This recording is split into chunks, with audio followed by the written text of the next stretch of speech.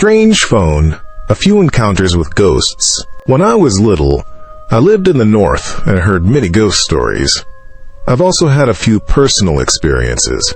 I wouldn't say I've seen ghosts, but things were definitely uncanny. When I was in elementary school, after class, I would pass by a small bridge underpass. That day, Urpitzi and I were walking and fooling around, and we arrived at the small bridge underpass. "Look, what's going on over there?" I noticed something strange. There were 3 girls from class 4 there. One was kneeling on the ground, slapping herself repeatedly, while the other 2 just stood there, watching. "What's wrong with her?" I leaned in and asked them what was happening. Smack! Smack! The kneeling girl's face was swollen from her own slaps, and she was hitting herself incredibly hard. "Why don't you pull her up?" "We can't. It's like she's rooted to the ground." The 2 girls just stood there blankly, not even trying to pull her up. "You underestimate me." I stepped forward, wanting to pull her up.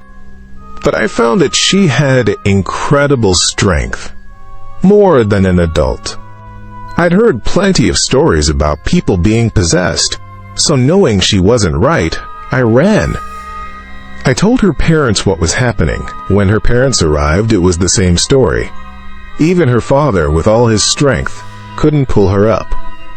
Her mother then asked the other students what had happened. That classmate said that when they got there, the girl had wanted to relieve herself, so she climbed into the grass on the embankment to do so. She returned, and the other 2 girls didn't think anything of it. As they continued walking back, the girl who ended up having trouble kept her head down and didn't speak. After just a few steps, she suddenly knelt down with a thud. Smack! Smack! She began slapping herself, and even when the other 2 tried to pull her up, they couldn't. Once the situation was clear, the mother of the affected girl went back to the village and brought someone. It was Granny Lou from the village. She was known for helping people with such matters.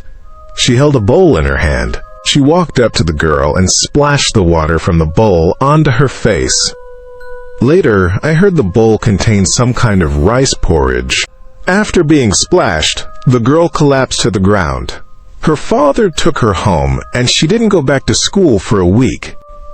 You all need to be careful when you walk through this place from now on.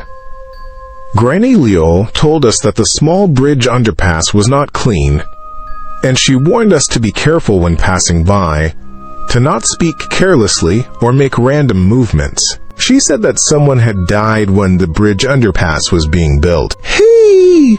Why are you sleeping there? It's so dangerous! It was an outsider, a construction worker who was a heavy drinker. They couldn't find him during the day when they were working, and then he was discovered sleeping in a pile of rocks. Dead? He's dead? When they went to call him, they found he was already dead. He died from drinking. He drank himself to death. Even as he died, he was still clutching a liquor bottle in his hand. He was from out of town and had no relatives, so they buried him on the embankment. No one came to offer respects, and over the years, the grave mound disappeared. The spot where that girl relieved herself was where he was buried. Have you seen my husband, Uncle Sam? No. Why? What's wrong? Another incident was also related to the small bridge underpass. That day I was doing my homework at home when my third aunt came to ask if I had seen her husband, Uncle Sam, saying he hadn't come home. My dad saw how anxious my third aunt was, so he went out to look with her, and I followed along. We asked several people who were close to him, but no one had seen him. Later, we found the convenience store owner, who said Uncle San had bought a lot of baijiu and headed out of the village, which was strange because Uncle San never drank. My dad and my third aunt followed the path the convenience store owner had pointed out, and they found the small bridge underpass. Uncle San never took that route home, but they found him right there in the underpass. He was lying beside a rock, completely passed out from drinking. There were several empty baijiu bottles and leftover snacks on the rock. My dad took him to the hospital, where he had his stomach pumped and was admitted. Only then was he okay.